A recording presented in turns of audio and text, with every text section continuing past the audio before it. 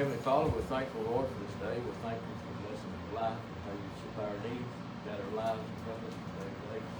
Pray that you bless our meeting, bless each one that's here.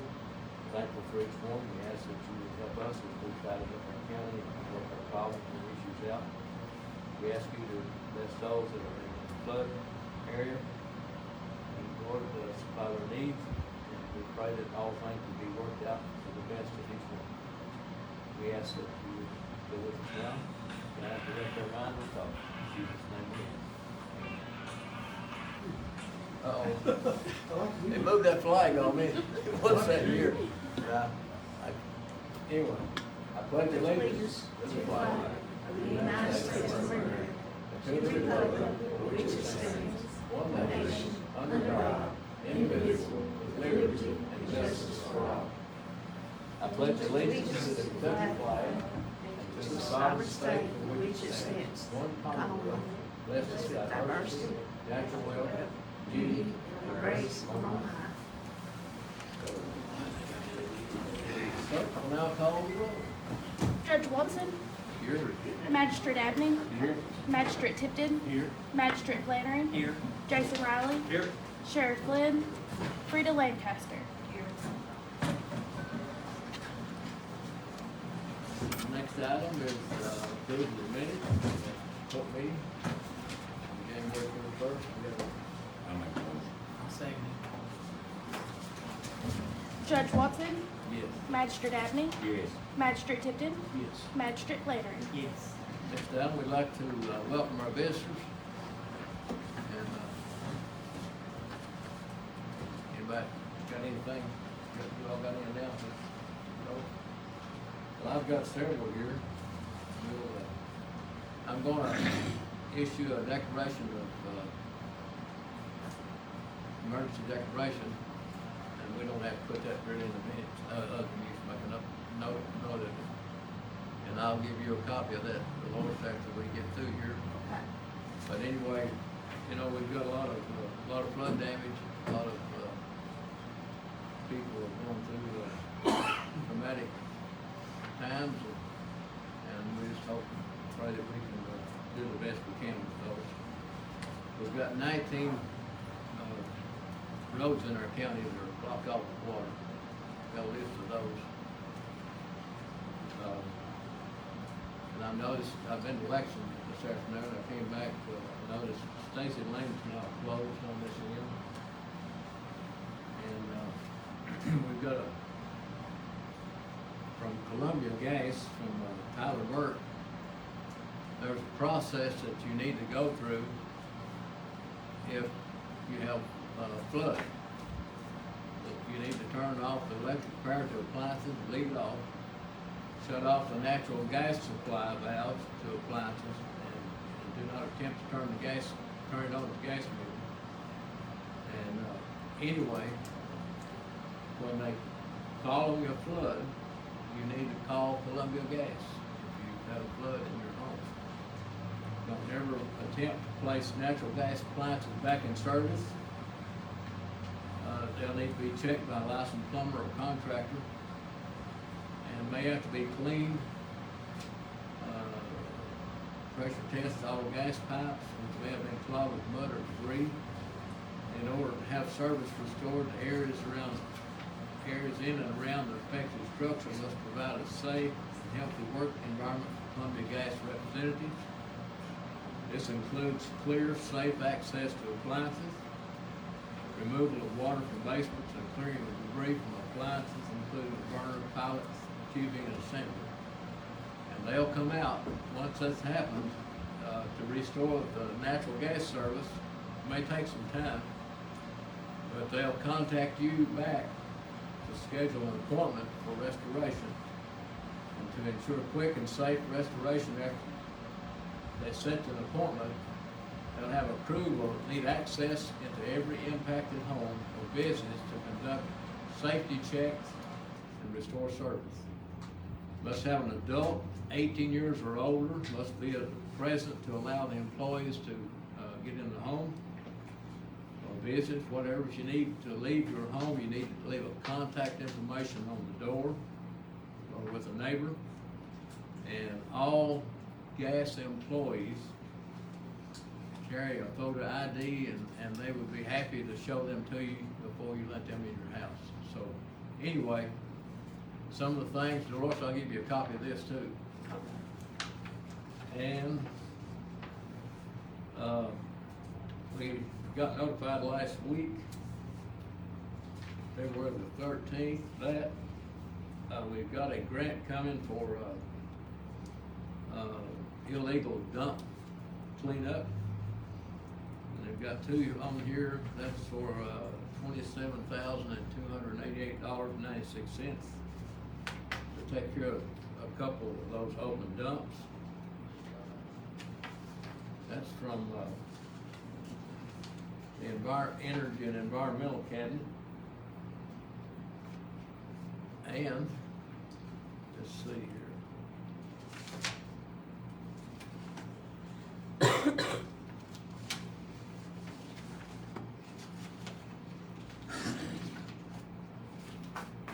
Anyway, got that.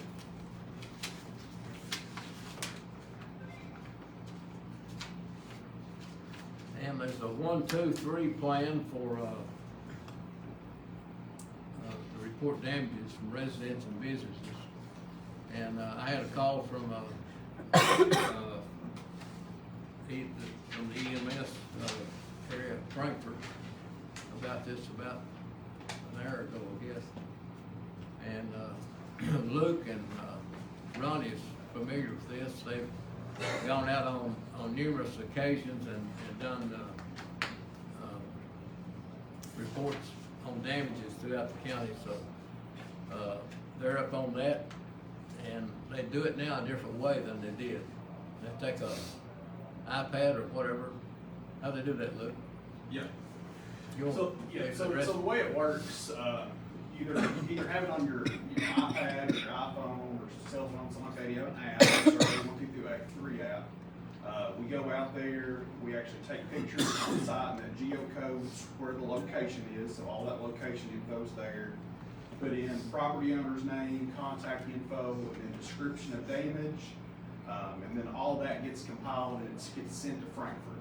So as soon as we put that in, Frankfurt's able to see that and be able to count that by county through there. So with this form that I just passed out a minute ago, what this does here for us locally, if you fill out this form from there, then we get all your info and we know who has damage. So we can actually contact you, go out there, take pictures, schedule an appointment, all that type of stuff. And then we put it into survey 123. So that's how we're doing that work. And this speeds the process up, doing it that way. Oh, it does. Yeah. It does, for sure. Yep. Really, before they had to went ahead and established this process, it was all pretty much paper and pencil, spreadsheets, and sending stuff up there that they're looking at, going back and forth. They're able to get it in real time now, so that helps a lot. Okay. Thank you. Anyway, got that. Anybody else got any announcements they want to make? No, nothing else you all want to announce? Okay. Our next item is department reports. We've got Derek here from Clifford Wood Fire Station.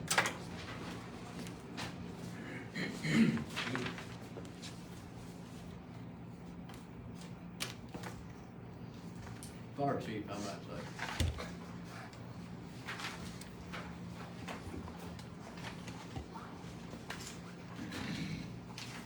So I went back through, I didn't make the last meeting, and just to cover some 2024 runs, just a real quick rundown on them. I broke them down in quarters and stuff. You can look at those. The total last year on structure fires was 23. And probably of those 23, I would say a good 80%, maybe even more, are all abandoned homes, mostly. Whether that's from squatters or whatever, but we had a whole lot. And if you look in the fourth quarter, we had 11. The first quarter and the fourth quarter was our hardest, or the most we had. Vehicle fires, we had 9. Grass fires was 12. Woods fires was 9. Control burns, 21. That's usually a high number because a lot of people will want to burn stuff, and we really push for them to call us, call dispatch to let us know so we know what's going on. Another real high one, illegal burning or trash fires. We had 39. That's always been an issue in this county, is trying to keep people from not burning what they're supposed to. Non-injury accident, we responded to 35, 29 injury accidents. We only done 2 extrications, and that's not counting anything that the rescue squad done. I just count these if we're using our tools just to kind of gauge stuff. EMS assist. EMS assist is when we go out, we do lift, we help them any way we can while they're there. So we've done 21. First responder is when there is no EMS available and fire is going as a first responder to them. We've done 20 this year. So, and that might be a 30-minute wait, 10-minute wait, or sometimes they come from other counties. But that's picked up. EMS is basically nationwide. They're having issues with manpower and stuff. So we kind of end up with the slack. So last year total we had 346 runs. To give you an idea on the acres burned on grass fires, on the 12 brush or grass fires, there was 21 acres burned with that. And woods fires, we had 9 and it burned 70 acres. And then mutual aid responses, we had 12, whether that's to any department here in the county or outside the county. And then this year for runs so far, we're at 26.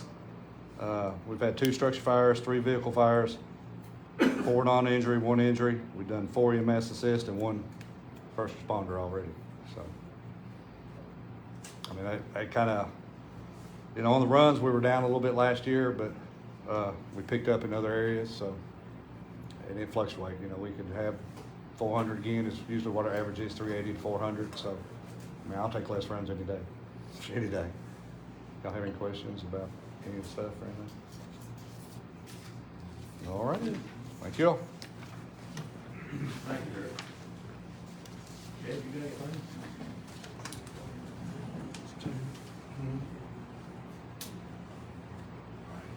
You got anything?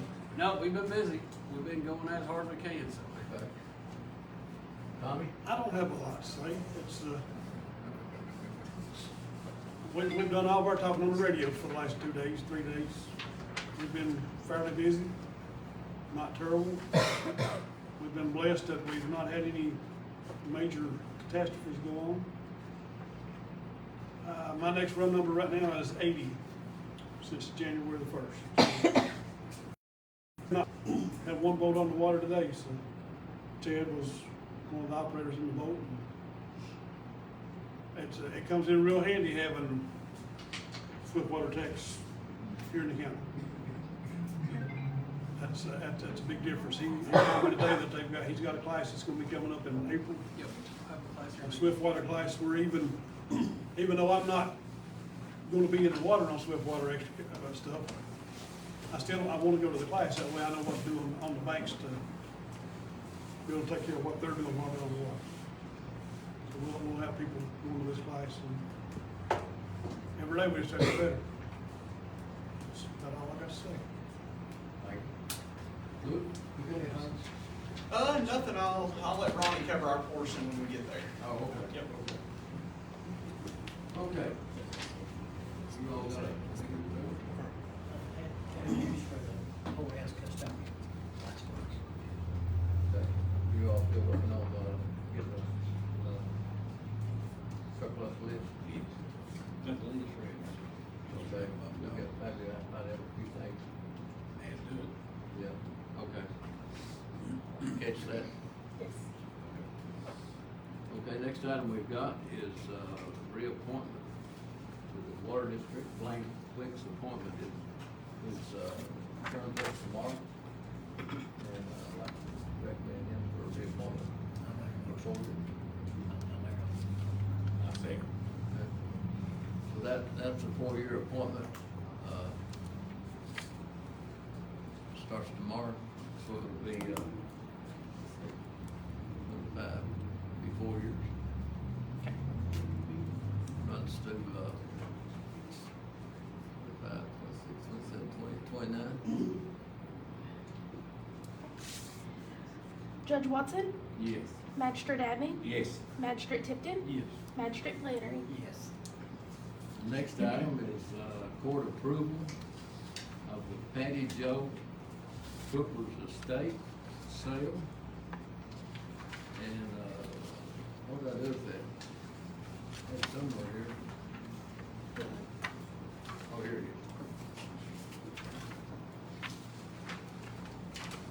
is. Anyway, this lady passed away, and she had left a portion of her estate, half, I think. Yep. Her funeral expense and final expenses were to be taken out of that. Yes, But there's, then the remaining balance was to be divided between the Estill Animal Shelter. And pause for cause. Yeah, there's a couple of distributions, but then. And I think someone else was gonna get some. Yeah. Some The care. remainder of the state get gets so much. distributed for the animal shelter and pause for cause. So, anyway, it's a resolution approving the sale of real property from the estate of Patty Joe Cooper. Whereas the Estill County Animal Shelter has been named as a beneficiary in the estate of Patty Joe Cooper in Madison County, case 24-P-270. Whereas the Estill County Fiscal Court has been requested to approve the sale of real property belonging to the estate in the amount of $259,900. Therefore, let it be resolved that the Estill County Fiscal Court approves the sale of 112 Stillwater Drive in Berea, Kentucky for $259,900 from the estate of Patty Joe Cooper. So I need a motion. I'll make a motion. To approve this sale. Do we have a second? And the reason we have to do this, we've like been made a part of this, whether we want to or not. But I'm glad it was done. I mean, it's just good, you know. Yeah, it's just best practices in I mean, terms of it's this, just when you're good. dealing with real It's a property. good thing for the county. I mean, really good. So anyway, Judge Watson, yes. Magistrate Abney, Yes. Magistrate Tipton, Yes. Magistrate Flannery. Yes.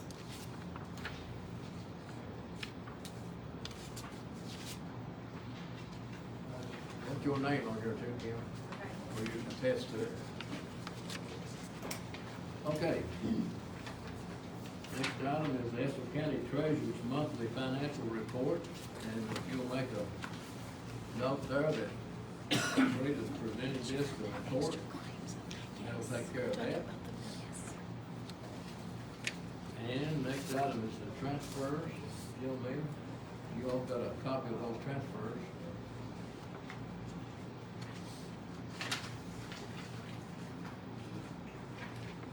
I'll make a motion. I'll second. Judge Watson, Yes. Magistrate Abney, Yes. Magistrate Tipton, Yes. Magistrate Flannery. Yes. Next item is claims, and you all got a list of those, so you look them over and I'll make a motion. I'll second. Judge Watson, yes. Magistrate Abney, Yes. Magistrate Tipton, Yes. Magistrate Flannery. Yes. Next item is other considerations. Steve, y'all have something? We're just here to, the fire department. Oh, okay. Well, good to have you. How's all them young? It's good. Running fast. So, did we miss something on your? y'all- Yeah, I was waiting for Ronnie to get back for the department report, so. So, where to begin? You've been all over the place, haven't you? It's never good when he does that. Yeah, it's been an interesting few days. Right now, we're at 36.4 feet at Ravenna. We are in kind of that crisp mode. It is still coming up a little bit, but the last hourly was 0.05 feet, so that's 1.6 inches in an hour. That's good news. That means we're close. We do expect some homes to be affected. We know that there's some on Kirkland. We know that there's some in a couple of other places. I think Lincoln Avenue may be. So we expect to have to do some damage assessment, go out and look at those homes and see how much they're damaged. There's potential for individual assistance, but it's kind of tough to get sometimes.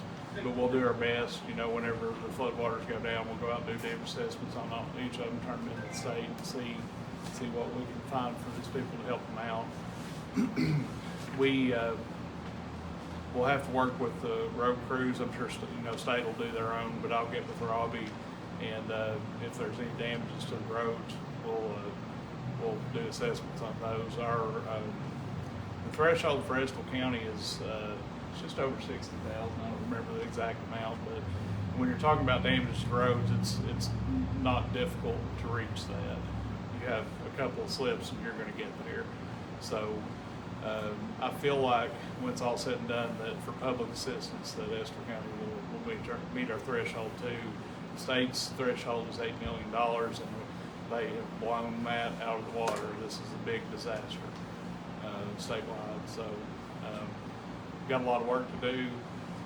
We've been through this many times, but 2021, is fresh in everybody's memory, and we'll do our best to try to get everything for our community that we possibly can. Does anybody have any questions about anything that's going on right now? I have a question. Could you explain maybe one more time that the buckhorn doesn't affect us? Okay. So, You do too. It's all over Facebook. So Buckhorn releases water daily. Sometimes through flooding they will be releasing. I think now they've almost completely cut off, if I'm not mistaken. But I think early in they were releasing about 800 cubic feet per second. So for reference, at Ravenna, right now we're passing through 63,600 cubic feet per second. So you throw 800 cubic feet per second in there, it's not gonna, you're not gonna notice it. Now when the river's at lower levels, yeah, you can see it muddy up and you can see the levels rise. Right now, it spread out over this much area, it's just not going to make any difference whatsoever. The percentage, I don't know what it is, but it's probably less than 1% of the water we're seeing if they're releasing, and they're currently not. So it's something that we deal with every flood, and you try to kind of explain how it works, but this is a scary time, and just knowing that extra water may be out there, I understand why people are afraid of it, but from our understanding, it can't really make any meaningful difference to what we're seeing out there in the field. The thing about it is that if we didn't have the buckhorn down, we would really. It'd be far worse. Really bad. Yeah. One other thing I want to mention, we were treating sheltering. We've had sheltering ready to go at a moment's notice this entire time. We have viewed it as need-based, so that once we see that somebody is displaced and needs somewhere to go, we had it ready to pull the trigger right away. We are checking on a couple right now. We may end up opening the shelter at Estill Springs this evening.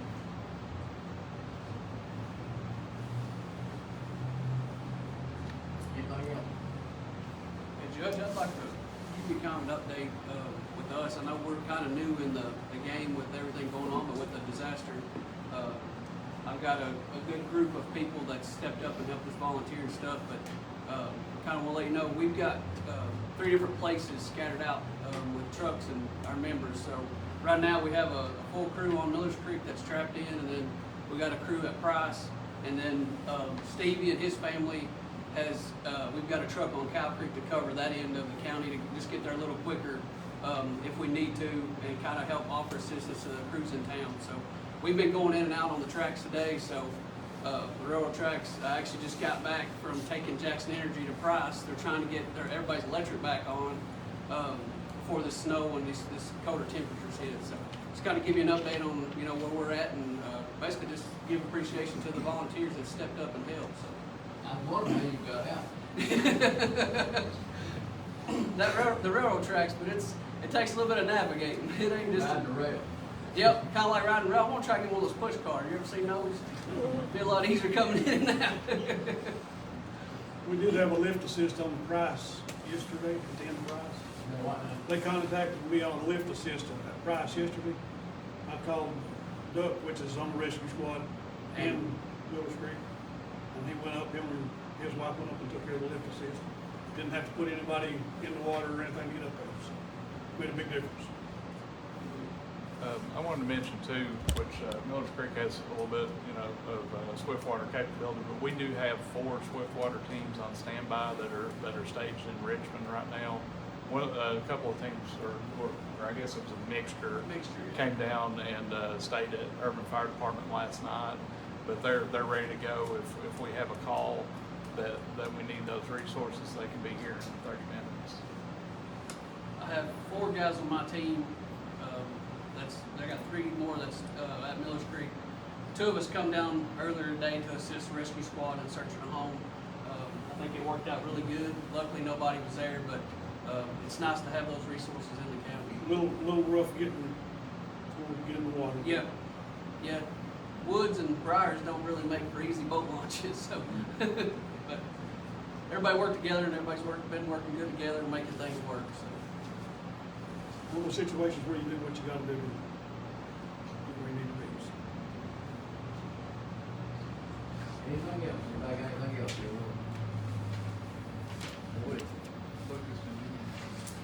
If not, do we have a motion to adjourn? I'll make a motion. Judge Watson, Yes. Magistrate Abney, Yes. Magistrate Tipton, Yes. Magistrate Flannery. Yes.